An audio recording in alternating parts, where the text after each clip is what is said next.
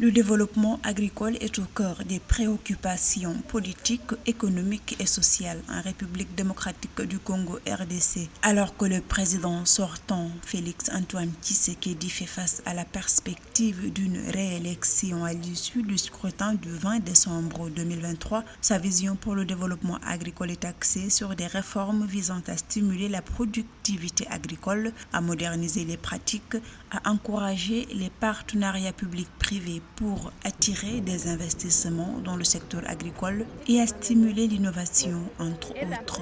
Nous avons pointé plusieurs secteurs. Le secteur du manioc.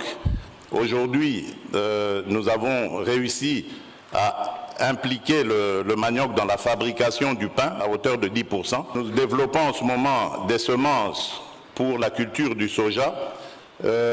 Nous faisons aussi dans la formation.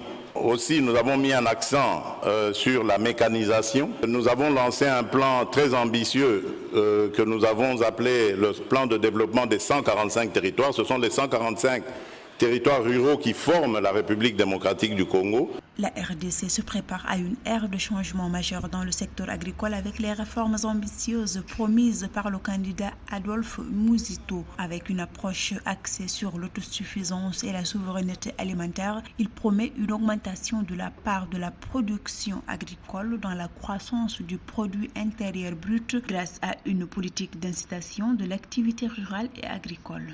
Les terres arables, sans parler des minerais que regorge notre pays. On a tout intérêt à réapproprier nos terres avec des titres au bénéfice des chefs terriens.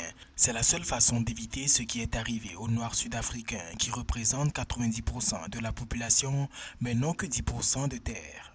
Ces initiatives conçues pour revitaliser et moderniser le secteur agricole de la RDC sont attendues avec impatience alors que le pays cherche à renforcer sa sécurité alimentaire et à stimuler l'économie.